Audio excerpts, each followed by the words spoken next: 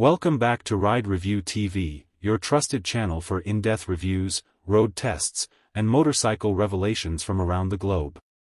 Today, we dive into one of the most exciting additions to Harley-Davidson's global lineup, the 2025 Harley-Davidson X500. It's compact, muscular, and aimed straight at the heart of the growing middleweight segment. But does it really capture the spirit of Harley, or is it just a badge on a budget bike? Let's find out. Harley-Davidson has long been synonymous with big cruisers and heavyweight touring machines. But the market is shifting.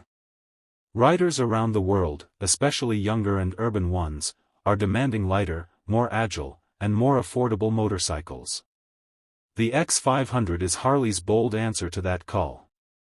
Co-developed with QJ Motor, the same Chinese powerhouse behind Benelli, the X500 represents a strategic move to bring the Harley brand to a broader audience. But while it's built overseas, the X500 still wears the legendary bar and shield proudly. So what exactly are we getting? At first glance, the 2025 Harley-Davidson X500 is undeniably striking. It's compact, but not small. Its design draws inspiration from the Harley Street 500, with a few modern twists, a muscular tank, beefy upside-down forks, and a matte-finished exhaust that screams aggression. The round LED headlamp, stubby rear section, and upright stance give it that urban street fighter appeal with a touch of cruiser DNA. Harley didn't go overboard with chrome or vintage styling here. Instead, it's sharp, stealthy, and purposeful. It's a motorcycle designed to turn heads in traffic and make a statement in the city. Powering the X500 is a 500 cubic centimeters parallel twin, liquid-cooled engine, churning out around 47 horsepower and 46 Nm of torque. On paper, it may not sound like much, especially compared to Harley's monstrous V-twins, but in the real world, this engine has a lot to offer. The throttle response is smooth, the mid-range is punchy, and there's enough torque to comfortably overtake or cruise on the highway.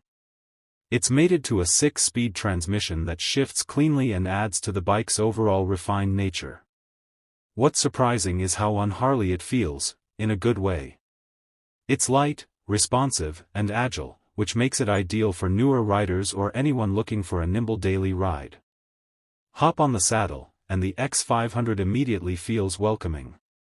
The seat height is around 820 mm, making it accessible for most riders.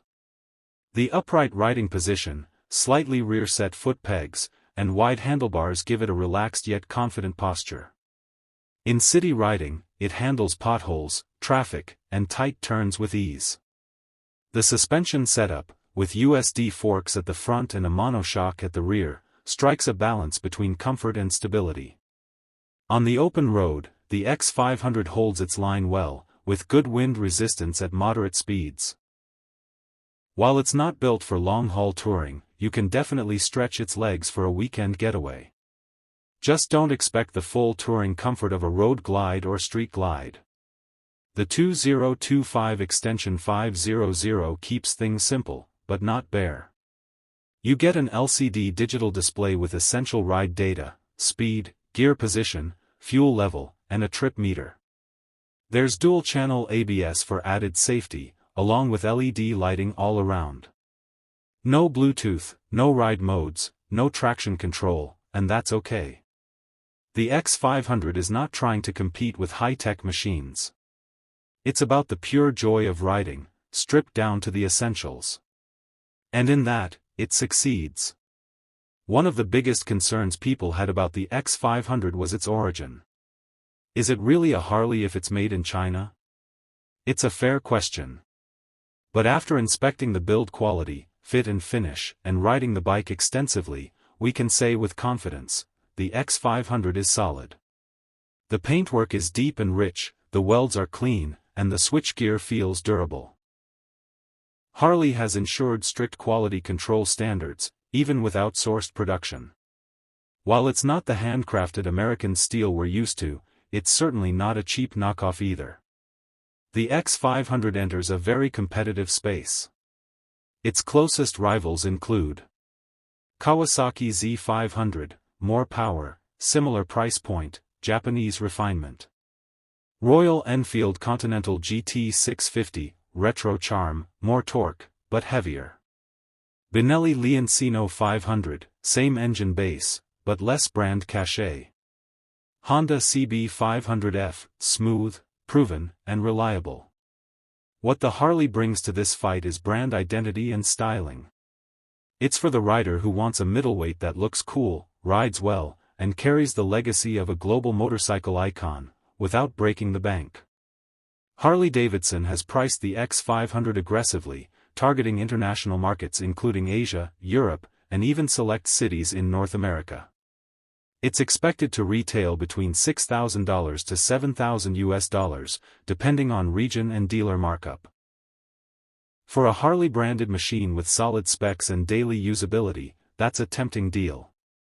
The 2025 Harley-Davidson X500 isn't a traditional Harley, and that's exactly why it works. It doesn't try to be a mini fat boy or a low-cost road king.